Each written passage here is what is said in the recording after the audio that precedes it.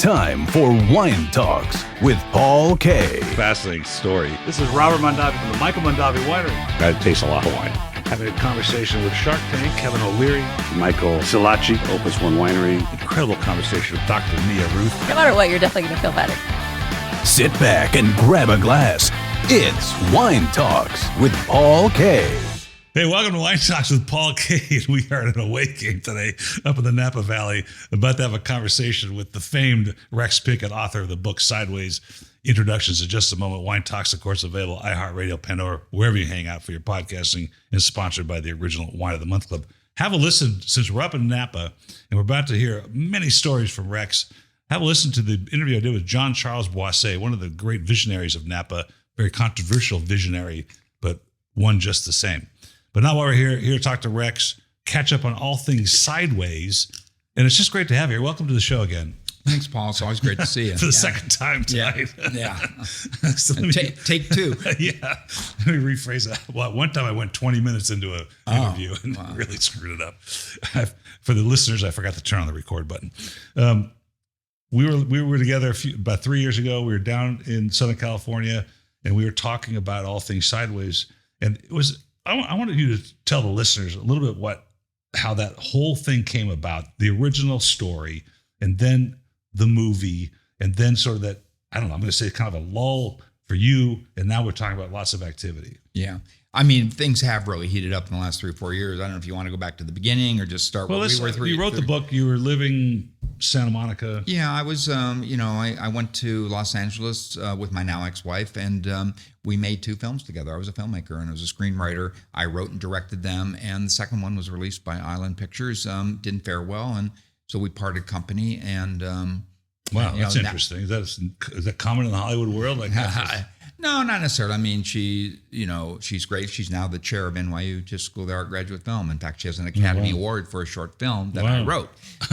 So we can talk about that another time. But then my mother had a massive stroke, and my younger brother took over her care, and my life really kind of went, into, as I like to say, the Dixie dumpster in the 90s. And I went down, and then I crawled my way back to LA, and I started playing golf again. Want to know the truth? How about that? I started playing golf just to get my head out and of my despairing situation. And cutting to the chase, it led me from Los Angeles, which is a tough place to play golf if you're not a member of a private country club, to a golf course called La Purísima, which is in the Shenanigans Valley. And there's a mission there called Mission La Purísima, means the pure one. And I loved the golf course. There was nobody on it. It was uncrowded. It's difficult. I'm actually a pretty good golfer. And soon I was going up, and I was broke in those days, Paul. I had no money. It's kind of hard to play golf when you're broke. Yeah, but it was only $25, and you could play all day, and it was a tough course, and I loved it. And then next thing you know, I'd stay overnight and play some golf the next day, and I always stay at the Windmill Inn. The Windmill Inn. See, now you're getting the origin. See, writers, we're like thieves. Yeah. We're always working. Sure. So even though I may not have been saying, okay, I'm going up here to write a novel, the truth of the matter is I'm up there and I'm absorbing and I'm taking in whatever. Of course, by the way, the Windmill Inn is now the Sideways Inn. Yes. And I drove by not too long ago. But what was it then? The Windmill Inn was a travel lodge or a motorhome, motel? The Windmill Inn. I think it was eventually bought by the Days Inn. But anyway, it was inexpensive, and I'm a creature of habit, and I would stay there. And then I had to, as I was staying overnight, I had to have a place to eat. And so I would, trundle on down 246 and, I would go to AJ Spurs. And then eventually I moved on down to Hitching Post. And I got in there. I thought, wow, this is great. There's nobody in there. And there were Pinot Noirs, and I was starting to get into wine. And, but I didn't know a lot about it, but I was going to wine tastings at a little small wine store on Montana Avenue in Santa Monica. So I lived on the rent-controlled side. But it was right Montana Avenue. When you cross over, you're with the wealthy. Best of both worlds, right? Yeah, and every Saturday it was a wonderful group of guys. And in fact, my novel Sideways, and we're going to talk about that in a second, it opens in Epicurus, this wine store. And this wine store was very integral to the ideation of Sideways. And I got up there, and for me, it was $4, and different people poured every Saturday, and I got to know the owner's right-hand man. And $4. Yeah, $4, and they free poured, and it was... Remember that for later in the conversation. Go ahead, sorry. But anyway, I got to know these guys, and it ran the gamut from, neophytes like me to complete snobs. And I actually satirized them in the novel in the opening. It's not in the movie, but it's in the novel. And so combined with going up to the Shenanigans Valley in this little known wine region, and starting to do a little more wine tasting than golfing, you want to know the truth.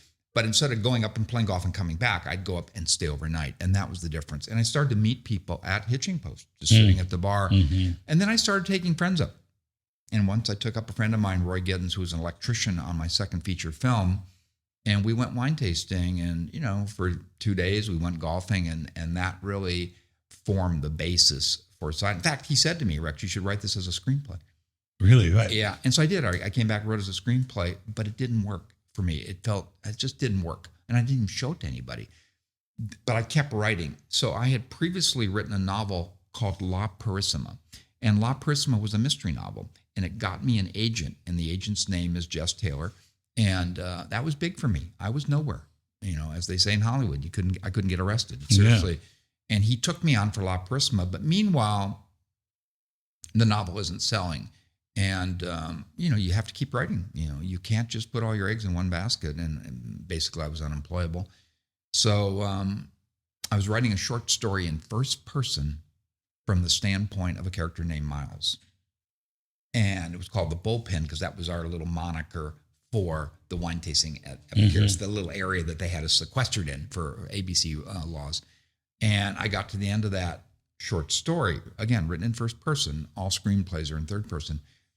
And I thought, oh my God, that's the prologue to the screenplay, but it's a novel. It's not a screenplay. Mm-hmm. And then I wrote it in 9 weeks. Wow. But I'd been going up to the Shenanigans Valley, playing golf, going to hitching post, going with different friends. But that trip with Roy Giddens was a key thing. It really kicked in, two guys. In fact, the original title was Two Guys on Wine.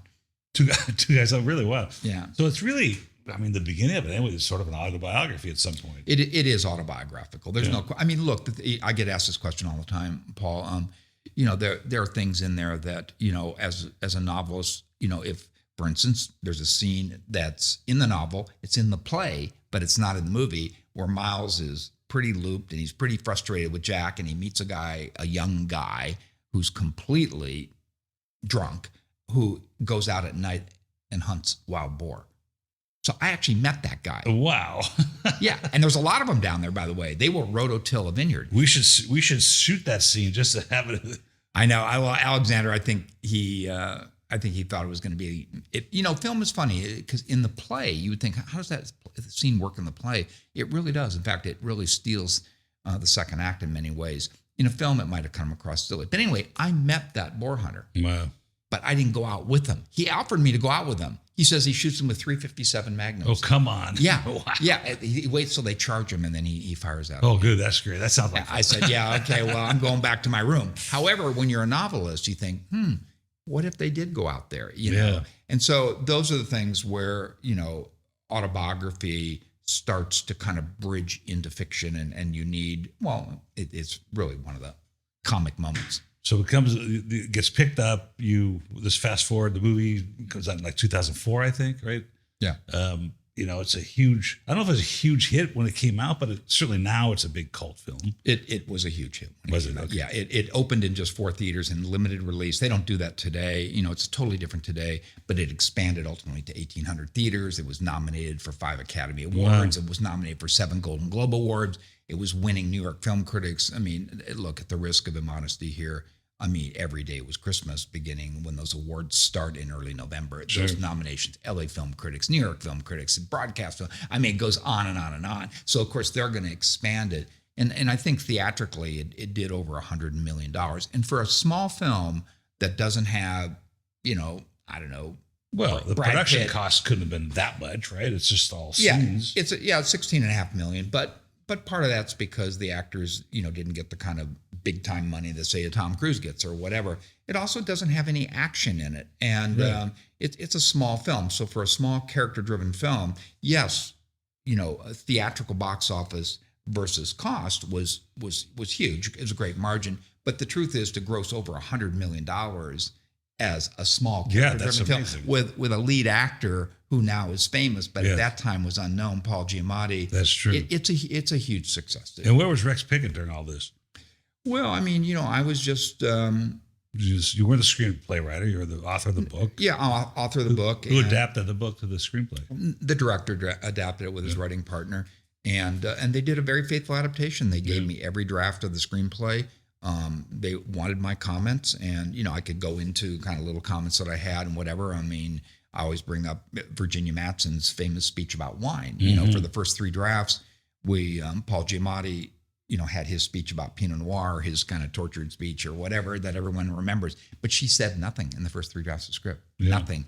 And then finally, I just wrote a note to Alexander Payne, and I said, she should say something, Alexander. And he wrote this beautiful speech. I mean, it's culled from a lot of my stuff in there. The passion for Pinot Noir was a true passion of mine, and even to this day, we're up here in Napa Sonoma. I'm still a big fan of Pinot Noir, and I'm less a fan. No offense to anyone out there of Bordeaux varietals. I like them, but they start to. Now I'm going to sound like Miles. They start to all seem kind of prosaic to me, And Pinot seems to have a wider range. So that that love of Pinot Noir is genuine. That was a genuine love that I had, and so I put that into the character. I think Virginia Madsen's speech is more about wine, and it's the kind of not so much the technical nerdy side. She brings it kind of down to an earthy, almost sensual side. Almost actually, she eroticizes it in a way. But that was not in the script until the 4th draft. And I wrote Pinot Noir here while you were speaking. Yeah, because I remember you had told me about your love of Pinot Noir, which is there's a comment, but I can't remember the winemaker now. This famous guy here in the Napa Valley said, eventually everybody ends up in Burgundy who wants to chase wine knowledge and try to understand things, which is of course Pinot Noir, because it does have this reflection of its environment where it's grown. Yeah. And you were in Etude Winery the other day. I was there yesterday, and they were all excited that Rex Pickett had come in.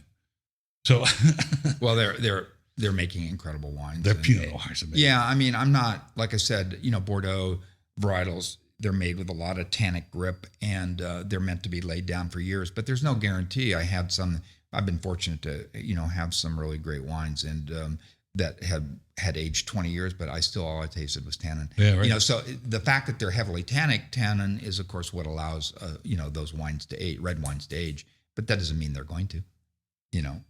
But I find that I know it's just my palate. No, look, I like art house films. Yeah, I like esoteric novels. Some people like I don't know, they like Cabernet and they like horror films. Well, it's a taste thing. I mean, I'm not being judgmental about it. No, but I will say, and I'm not going to mention her name, but I was with a very, very famous winemaker up in Spring Mountain, and with a writer, and they were doing a story on her. And she says, and they make only Bordeaux varietals. And I said, and she said, at the end of the night, my husband and I, we drink Pinot. So I'm not going to mention her, but she's well known here. Well, look, the other night I went to a restaurant and I brought a Chachon Montrachet Premier Cru, and I know the wine's really nice because I had it, and I put it on the table, and I'm with the owner of the restaurant, and he goes, "Oh, hey, thanks." Tells the waiter to bring over a Cabernet, a checkerboard actually. It's nice. They're nice wines. And then I said, he goes, "Should we open yours?" I said, "Sure." So he opens the next one, and then he orders another Cabernet. And so now my bottle's open, my Chachon Montrachet is open, and no one's drinking it. He's got this other huge buxom Cabernet, a giant thing, Krupp, Dr. Krupp or somewhere like that. I'm like, oh my God. And finally, I started drinking the Burgundy because no one else was drinking it. And he just didn't appreciate, what was in the glass. And I'm not even a snobby about it, but there's just something very fascinating about Pinot Noir and how it understands the soil where it's grown and what you're doing. So, but what are you doing up here? I mean, you're up in Napa Valley. You last time I met you, we were in Del Mar, and then you went to New Zealand. So yeah, I had an opportunity to go to New Zealand. What did you write after the Sideways? Well, after Sideways, I wrote a sequel, Vertical, that goes through Willamette Valley, but unfortunately, I got involved with a publisher, and that I'm very proud of that novel, but I really don't really want to talk about that experience. Okay. It's Sure, all it's all being, and then I got a chance to go to Chile, and I wrote Sideways Chile, and again, and that now actually is going to come. But the great news is that I got a call from Blackstone Publishing, and they were an audiobook company. They're just north of here in Ashland, and they said, we're now a full publishing house, and what are you doing? And so I mentioned I'd written an 8-episode limited series called The Archivist because my papers were taken. And I said, I'd like to do the novel version of it. And they said, great. So I did. And we came out with that. But then they found out that I was going to New Zealand. And they said, well, we want that book too. And then they said, well, what about Sideways? And I said, well, it never came out as a hardcover. And so we'd like to come out with it as a hardcover. Wow. And also Sideways Chile is a hardcover. So when they said they wanted to come out with Sideways as a hardcover and it never came out before, then I met somebody up here. You mentioned John Charles Boisset. This is somebody who works, in fact, Boisset, actually, we did a concert of songs of Sideways the Musical at Buena Vista Winery. Oh, come on. And John Charles was there, and I did 2 events with him, and he's a wonderful guy. He's flamboyant, but he's really kind of changed so many things in the wine world. And so I'm working with somebody in the company and we just thought that, I guess I just, I'm very proud of The Archivist, but it isn't Sideways. Sideways, let's face it, is a brand, and it is a powerful brand. And I don't think the brand is more appreciated anywhere than in Napa Sonoma. That's what I'm doing in Napa Sonoma. Isn't that fascinating? It is where in the Shenanigans Valley. And don't get me wrong, wonderful people, Hitching Post, and Fox and Dick DeRay. And I love these guys, but they don't have up here the recognition and the appreciation is really huge. So what I've decided to do with the Sideways hardcover coming out, it's already designed. The cover is gorgeous. It comes out in less than a month. Wow. But we are now lining up personal appearances and events, and where I'll go and I'll tell these stories. And I'm gonna give them all away here, Paul, because then I'll be obviously I'll wait till the book comes out. No, I'm an open book, no pun intended. And so for people to go away with a hardcover, inscribed and whatever. And, I've now got an online bookstore, which is something I've always wanted to have. So yes, you could get the book in other places, but if you want to get it autographed and inscribed, now you can come to me and whatever, and I'll put stuff up on your website. But we want to do that. But I more than that, I am a writer. I do recognize the power of the brand. As we were talking earlier, we did the play version, and that was totally accidental how that happened in 2011.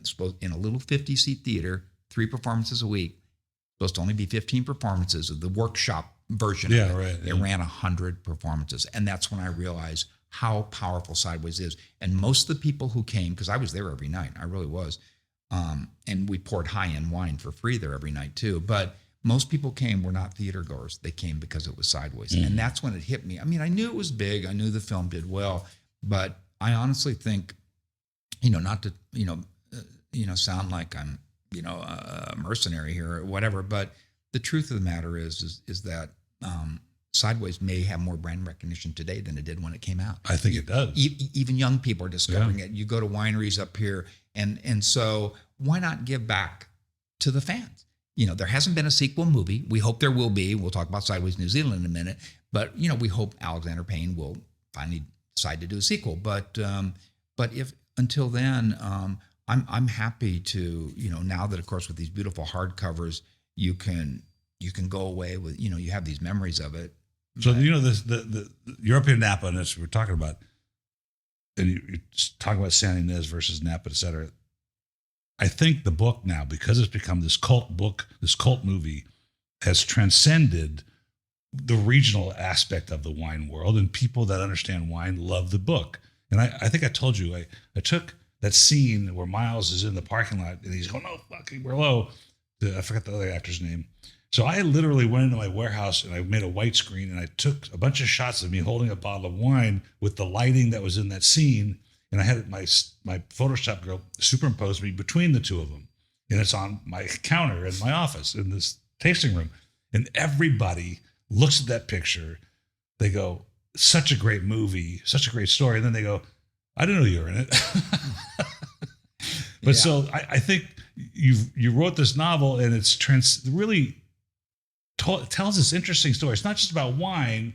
It's somebody's life. And it's, there's parts of it that are kind of dark, which people relate to because they want to find out what's going on with somebody. Well, I think that, and I ask this question a lot to people because maybe I've lost some objectivity, but you know, when I wrote it, I was in a despairing place, and the only way I thought I can sell despair is to make it funny, you know. And so there is that kind of, actually, there's an analogy here to wine. You know, great wines have good acidity and good fruit. So the fruit is the comedy, the acidity is maybe the despair, and that was, you know, I mean, I didn't do it formulaically, but I did it. You know, I opened, I bared my soul. I had a novel that wasn't getting published, so thus Miles, who couldn't get published. I was going up to the Shenanigans Valley because it was a cheap, inexpensive vacation. A lot of people see it as kind of low rent, you know, not anymore. Obviously, it's a very different place, but it's still, you know, I think it's transcended that setting. There's no question about it. I mean, I was just reading an article this morning about Valle de Guadalupe. There's 150 wineries between Tijuana and Ensenada, and it's the number one or two tourist destination for San Diegans. And, you know, Mexico, Tijuana is kind of a dangerous place, you know, no offense, but, you know, but it doesn't matter. They're going down there. I think Sideways has, you know, really not only changed the fortunes of Pinot Noir, went from 1% of the market to now huge 8 to 10%. And there was a economics professor at UC Davis who just did a big study on it. He said you can't attribute it to anything other than the movie. He, you know, and there have been people who said, oh, it was going to happen anyway, Rex. You know, they no way. Yeah, no way. But it made, you know, going wine tasting, it made wine appreciation hip. That used to be only for the 1%. Everyone else was drinking beer, or they were drinking, you know, obviously whatever inexpensive wine. And Miles said, you know, he's just a school teacher, although in the novel he's not a school teacher, but he's certainly not rich. You know, he made, you know, wine appreciation, and he made, you know, a passion for a grape that very few people were drinking in those days.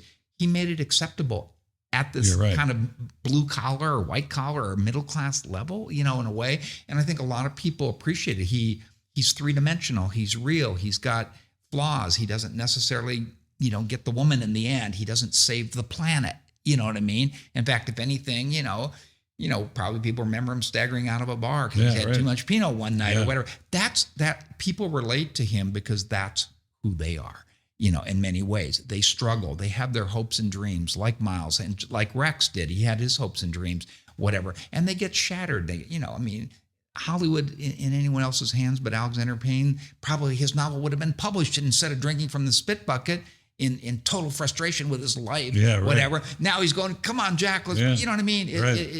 There's something, I think it's endured because the film is not formulaic. The characters are three-dimensional. They're lived in, and they're lived in because they're real people. And the most real is, of course, is Miles, who's my alter ego at this point. So I have to realize that I have this alter ego, that people love this movie, and why shy away from it? Why not embrace the people's fandom or passion for this movie? And so when Blackstone Publishing said that they were going to go, you know, in on publishing the original, I didn't really initially think a lot. Like, okay, that's great. It'll be out there. It'll be available. And I thought, no, wait a second.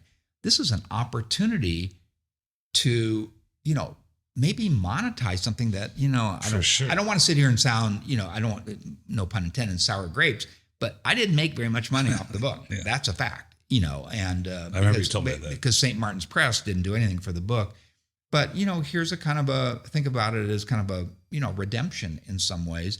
Number one. Number two, there's a 20-year anniversary of the release of the film coming up in October of 2024. Wow, so I've got kind of a road tour, Paul, for a year and 9 months now. I'm so happy for you in that. I can just kind of keep it going. And the thing is it's not about the money or anything. It's really about kind of almost, I think a lot of people don't know that there was a novel. Yeah. They didn't know it. I don't think so. They don't know who I am. And not that I'm seeking celebrity or anything like that. But when I say Sideways, suddenly everything changes. So why not marry the guy who actually, you know, it wasn't the Immaculate Conception, Paul. No, right. Someone actually wrote this book. You know what I mean? Does it show up on something? And that guy, he's still living. He's alive. He's animated. And he's excited to talk and come to your winery and talk about Pinot, whatever, and regale them with stories and whatever. And that's what I'm doing. And of course, that will all build. So Sideways, New Zealand, I went there for 6 months, and the novel was written, and it will come out at the end of 2023 or early 2024. So a lot of this will build toward that in a way. And October, the release of the movie, the 20th anniversary. Your book comes out in 2024. Oh, 2024. So I've got a year and 9 months, and there are a lot of big events being planned. And so, I've, it's important working closely with somebody who really does know social media and really is great in doing these, meetings with marketing people at wineries and whatever. I've never had that before. I've always done it myself, Paul. The presence is clear to me. And we're obviously, I didn't. When you contacted me, I didn't send you to a press agent. No, you didn't. No, it was just you and me. So right. That's how it's been. Well, now I actually have somebody who's working, really closely. I mean, we both do it, and but it's we've already closed on a number of events, and some of them are really big. And I can't. The press releases are going out in the next couple of days. That's okay. Yeah, let me explain. Let me talk about that for a second, because I had an incredible conversation this morning actually, with a gal at Vintage Wine Estates who came into the wine sector from the fashion sector. Unbelievable, hard charging, brilliant young lady and she and I we got down into the grassroots about what's going on in the wine world, which is where you're at.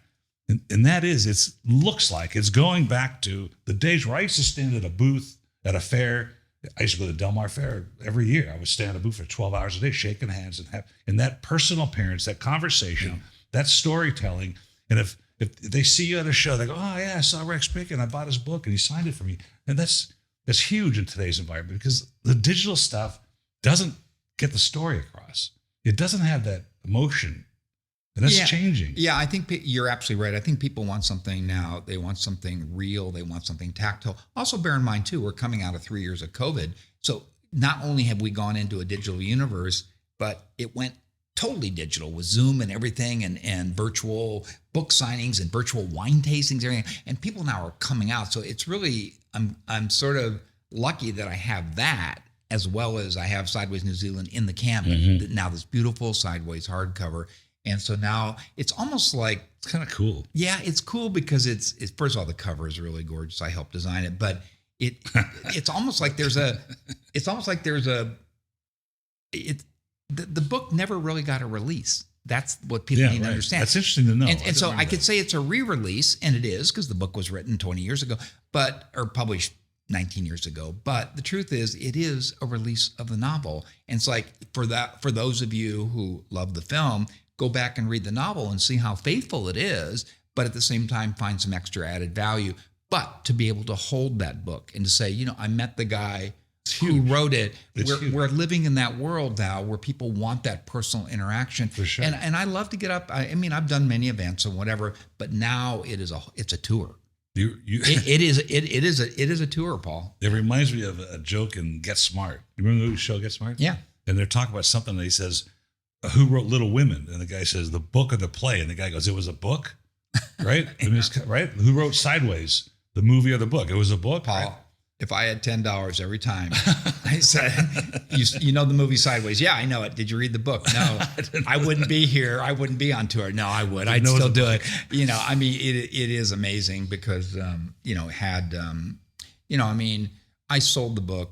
I will say this because you know me, I bare my soul. I'm transparent. I'll say this in all the personal appearances I'm going to be doing coming up, and many of them will be videotaped, so why hide it? But I sold the novel for $5,000, and I sold it after the movie had been shot, but before it was released. Had I waited till the movie came out, wow, it would have been a bidding war for over $1 million. Yeah. Everybody knows this. Now, again, I'm not bemoaning that. No, it is what it is, right? It is just a fact. I mean, I made a bad decision. My arm was twisted. You got to get this book published or whatever. Because St. Martin's only spent $5,000 for the novel, they weren't going to put any money forward to marketing it. But had they spent over $1 million, now they're going to spend $250,000 and put me on tour to protect the $1 million investment. Yeah, right. So in a way, think about it from, that's kind of interesting. So, but what's changed though from 2003, which is when the novel came out, to today, is we have much more control over, not only social media, but also personal appearances, and taking the bull by the horns and not saying, I'm going to let other people do it for me. Because, Sideways has something really, really unique, and for those listening to this or whatever, you can find me and, I'd love to come to your winery or whatever, but it has something unique, in the wine world. And I mean from viticulturalists all the way to wine appreciators who are coming to these high-end tastings up here in Napa, Sonoma. Sideways, that movie has damn near 100% brand recognition. I mean, would say so. I mean, it has it elsewhere too, but the publishing industry has never gotten it. Well, I get it, and I've known it, and now and Blackstone gets it too, and so that's where we're concentrating. I really want to, wine tasting events. I mean, one of the ones coming up, I'm going to be with the winemaker, this wonderful guy, and we're going to talk about his wines and sip through a vertical. Every event will be different. Some are bigger, some are smaller, some are private dinners. And I actually, I don't get tired of telling the stories. I'm so happy for you. Oh, thanks. It's a big difference from the time we spoke. So tell me, I just want to know, like, you were talking about Jean-Charles Boisset's vision, and he's a very controversial guy in the Napa Valley, of course, because he's very French, but he's done amazing. In my opinion, I think Napa needs a little bit of this vision. There are people that would disagree with me, but tell me what happens. Like, you show up at Buena Vista for an experience. They say, well, they announced that Rex Pickett's coming, or you just show up and you start hanging around and start answering questions. What happens? Well, Buena Vista, of course, because, I'm with somebody who, works in the company. But at other places, other wineries, the other day, we're just at Sainsbury, for example, and I show up and, I was down in New Zealand. Oh, what were you doing there? I was writing a novel. What was the novel? I said, well, it was a sequel to this other thing called Sideways. And suddenly, the next thing you know, the head of marketing has come out of the back room. Yeah. And what are you doing? I said, well, we're coming out with Sideways hardcover. And, I think that, that's fabulous. I think that, being, I've gotten to know John Charles, and I did 2 events with him when we did a concert of songs from Sideways the musical. So there is that out there too. So how did you do that at Buena Vista? Is there a stage there or something? Yeah, kind of like, as if they were putting on a wedding. We couldn't do it with a full 9-piece band, but we only did 10 songs, and it was a lot of work, but it was fun to hear the songs live. Remember, it was still COVID, and then include F.U. Merlot. Yeah. Merlot song. Well, that was the number one. That was the first song I wrote, was Noah from Merlot, and people, they go crazy for it. Maybe one day the musical will be put on. But honestly, tell you another story quickly. Sideways, the play, called Entre Copas in Spain, has been on a national tour for a year and a half. In Spain, a national tour. And last Saturday, it played to a sold-out audience of 785 people. Come on. No. And in Spain. Wait, in Spanish, I suppose. In Spanish. In Espina, outside Bilbao, 785 people. And it's been going for a year and a half. That's fabulous. And this Saturday, it's in Getafe, Spain, in a 675-seat theater, and it's nearly sold out. So it's not only has it endured from the time I wrote it and the time the movie came out, but it also seems to be, not seems to be, but it is. It's got an international brand recognition. It's unbelievable. Yeah. And so, let me back up. Sorry, lost my train of thought there a second. You wrote Vertical, so just so the listeners understand, Sideways, Vertical, right? And that's is it a sort of a subsequent? You pick up where you left off. Yeah. Yes, it's a sequel. I mean, it's not like Raymond Chandler and Philip Marlowe. He never ages his character. Yeah, my characters age. Okay, and so I wrote Vertical, and then I got a chance to go to Chile. So it's Miles a little bit later in life. And now New Zealand, yes, he's a little bit later. He's, Why New Zealand? I got a... Pinot Noir? Well, partly, but no, a gentleman just called me out of the blue. This happens to me, or emailed me out of the blue. And I'm Yusuf Murr. I'm a huge fan of Sideways. Would you be interested in bringing Miles and Jack, your 2 iconic characters, to New Zealand? We have great wines, whatever. And thus began a conversation. Now, New Zealand, when COVID hit, went into one of the most strict. Yeah, they're really strict. So I couldn't get in. And so, but we developed a friendship, and and the conversation kept going, and it kept going, and eventually the country was opening up, and I got on a plane and I went to New Zealand. Now, this is different though than Sideways. Now I have to find a novel. Yeah. So I go to New Zealand, and I start in Central Otago, and I actually was reaching out to friends. And one friend said, well, why doesn't Miles start in New Zealand? And when I got to Central Otago, it was winter. So yes, it was winter. So it was, it was in July or whatever, and or June, and it was, basically there January. And the vines, of course, are deciduous, and they have no leafage on them. And I thought, wow. And it was up on a slope at Prophet's Rock Winery. I thought, Miles has a beard. No one has seen him. No one has seen Paul Giamatti in 19 years or whatever. If they decide to make the movie, and he actually the opening line of the novel, the very opening line of the novel is actually a voice in an email. It's, "Dear Miles, I know you haven't heard from me in 25 years," and so now. So then what happens is now great. I needed a reason for him to be down there. And so he's published a book finally. And now he's going to go on a book tour of New Zealand from the south of the South Island to the north of the North Island. And then another really close friend said to me, "Well, why don't, actually someone says you got to bring Jack back more into the equation because people missed him from the two previous novels." And then someone said, "Why don't they go in a camper van?" And I just started laughing. Wow. And then I told people, "What do you think about Miles and Jack in a camper van?" And they just started laughing. I thought, okay, well, now I have an artistic obligation to that. Well, guess what? I had to get them to get me a camper van to take the trip. Figure it out, right? Yeah, I can't do it on Wikipedia. Yeah, of course, yeah. I mean, I could, but it would be disingenuous. Yeah, you have to break down once in a while or something. Yeah. Right? And so I get this camper van, and the first day I start off in Central Otago, and I'm heading east toward Oamaru and the Tough Guy Book Club at Fat Sally's Pub. But the pass is snowed in, and I have to reverse course in this 6-ton camper van and take the pig route. Ooh, that's the beginning of the story. And so Paul, I live That's it. great. So it's kind of like with Sideways, the original. I was going up there, as we were talking earlier, to play golf, and then discovered it was a wine region. And also for me, it was a 2.5 hours I just could get out of my life in LA, where I basically failed as a filmmaker, as a failed screenwriter, kind of like Miles feels like he's a total failure. And there was something relaxing and something I discovered, and I think a lot of people have discovered this because I write about it, but it's also in the movie. There's this wonderful, going wine tasting is wonderful because you go to this rural place that's beautiful. This is one of the poetries of wine, in my opinion.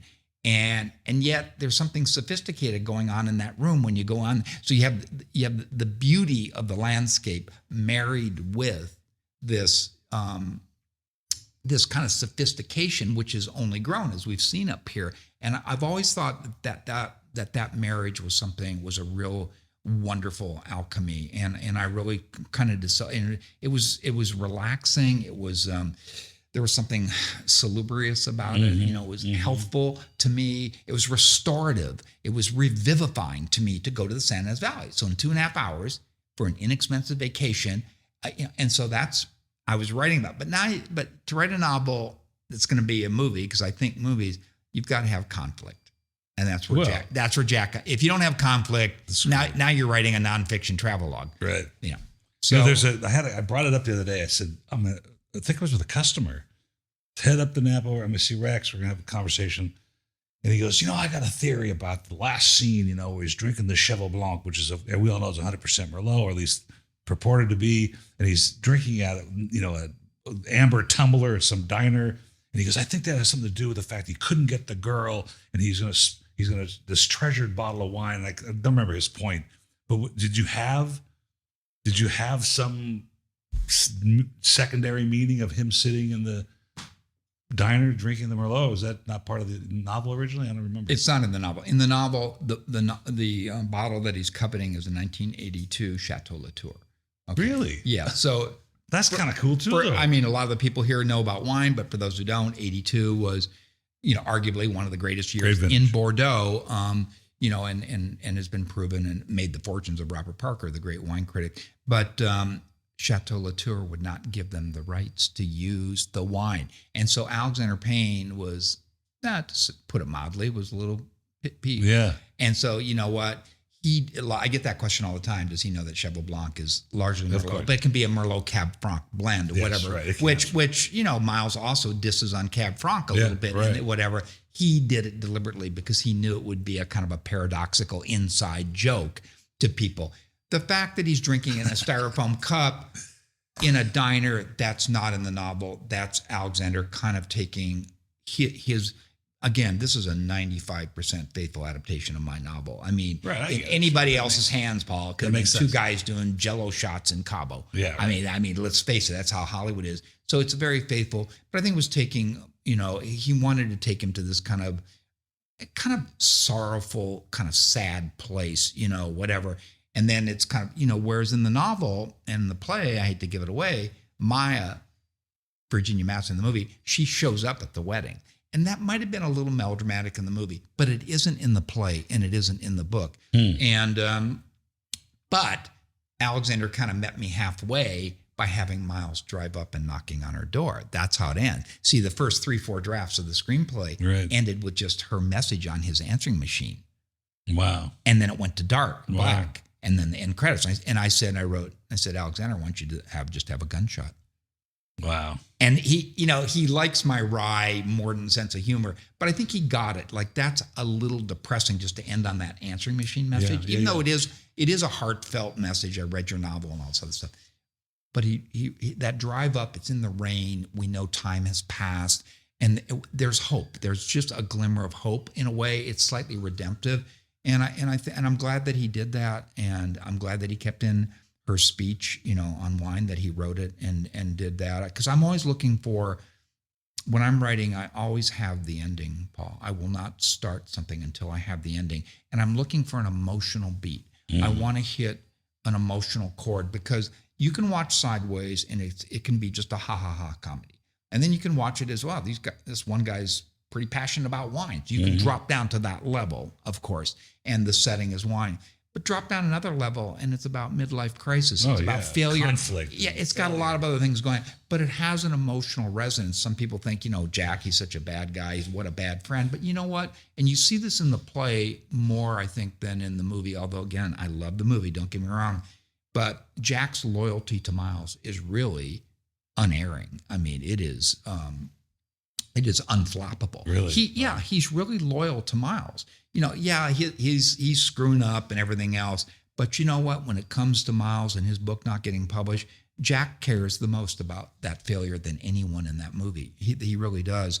And I think that friendship, that bond, admittedly annealed in the cauldron of this, bachelor trip gone wrong. Yeah. But that's where the comedy comes from. So that's where you have to go as a writer. And when I went to New Zealand, now I had to find the comedy. I had to find, the story. And it took a while, for me to really find it and find that kind of emotional resonance. But it all ends here in Napa, Sonoma.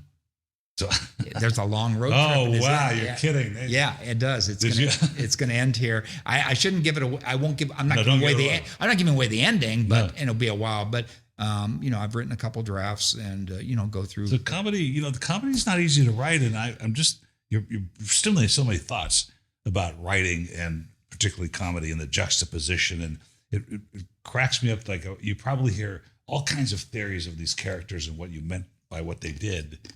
That you wrote the character, you're writing a comedy. It was lots of conflict. You did an incredible job. But do you laugh at some of the people's opinions of what they think? Well, I think it's fine. I mean, the fact that they're thinking about you. That's right. Great. Great. And I like to make people laugh. All my life, I get up in front of people. I like to make people laugh. I think comedy. We think of comedy as being in sitcoms. We think of it as being in movies. And I wouldn't say it's easy to do, but it's easier to do than in a novel to write. But bear in mind, I'm mostly a screenwriter. So Alexander Payne said Rex's novel was easy to adapt because he thinks like a screenwriter, which means dialogue, scenes, that it's and character driven. So it's all of those things and dialogue. And this is where I had so much fun with the play, because the play is an adaptation of my novel. I can't use anything in the movie that wasn't in the novel, but it was kind of a mother lode of dialogue, and I just kept. Oh, that's interesting. Yeah, I'm able to really riff on the dialogue and go even different. It's still very much the novel, and it's very scene driven. It was a very difficult play to put on because it's 23 scenes and setting changes as opposed to sometimes most plays are just like 2 scenes. But I love dialogue and I love finding the comedy. A lot of it is in. It's not only in the differences between the characters, but it's also in the, it's in the timing, it's in the pauses and saying something off the wall at the right moment, putting somebody down in a way. I don't know. It's, there aren't many comic novels, if you want to know the truth. No, I wouldn't think so. what I would, a lot of questions. We're at the end here. We're at 45 minutes, and I want to take more of your time, but No, it's all right. it's I can't say what's next because you have what's next already happening through 2024. Well, there is a next.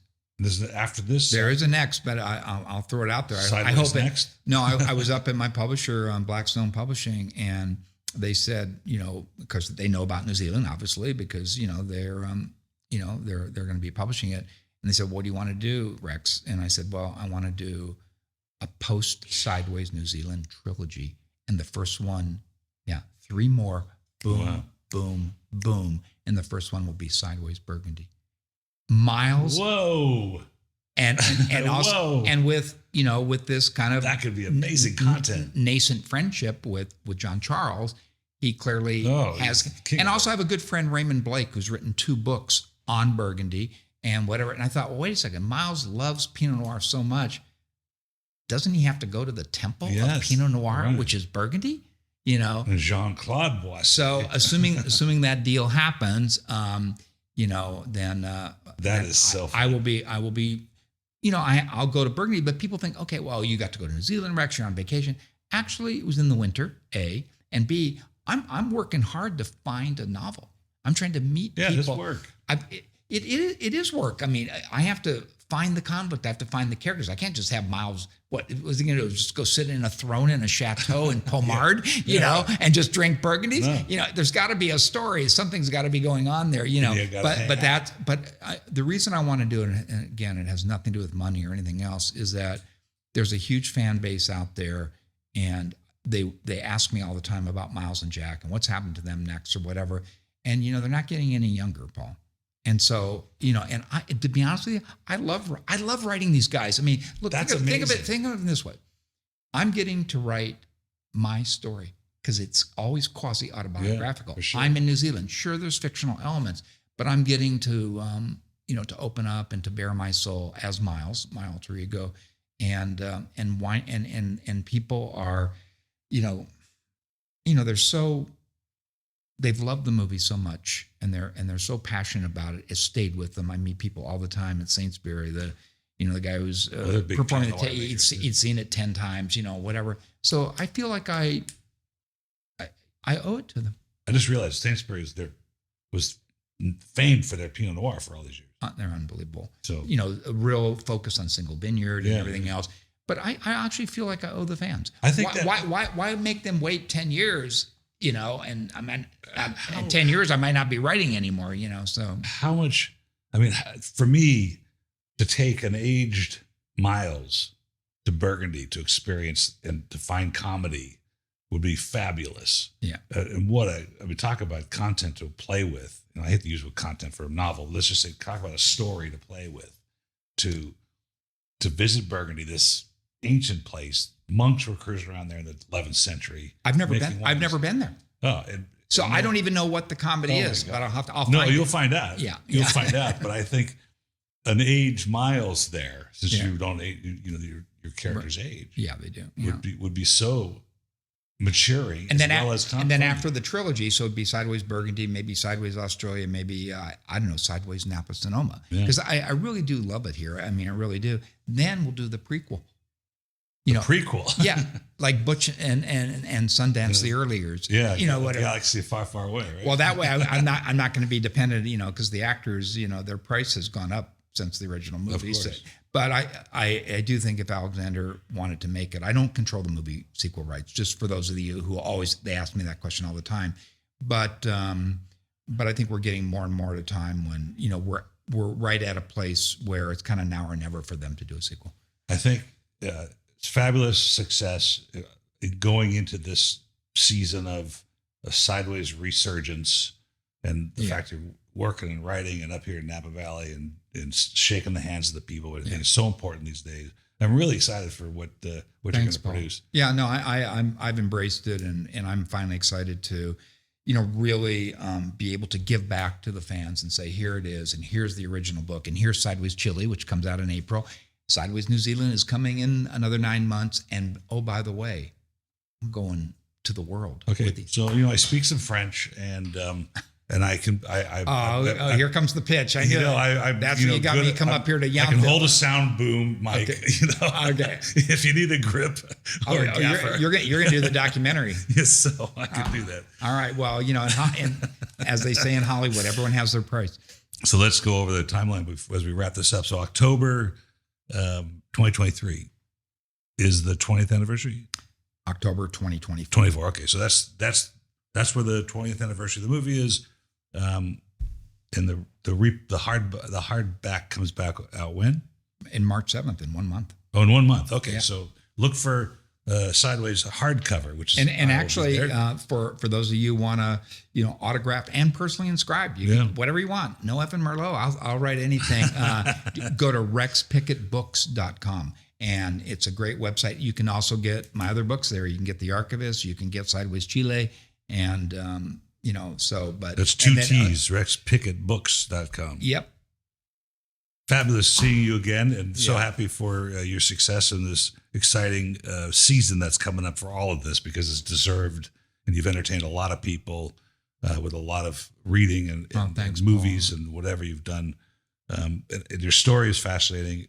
And you are one who bears you wear your heart on your sleeve. So I do, and it's great. But the thing is that for most writers or artists or whatever, ultimately it's not about the awards or the money. It's about being remembered. Yeah. And I feel like here I am, it's 22 years later after I wrote the original book, and people are still remembering me like it was yesterday. And that's really the most I think satisfying thing for me. So exciting for you. Yeah, it really is. Thanks for coming on. Thanks, again. Paul. Cheers. All right. Bye.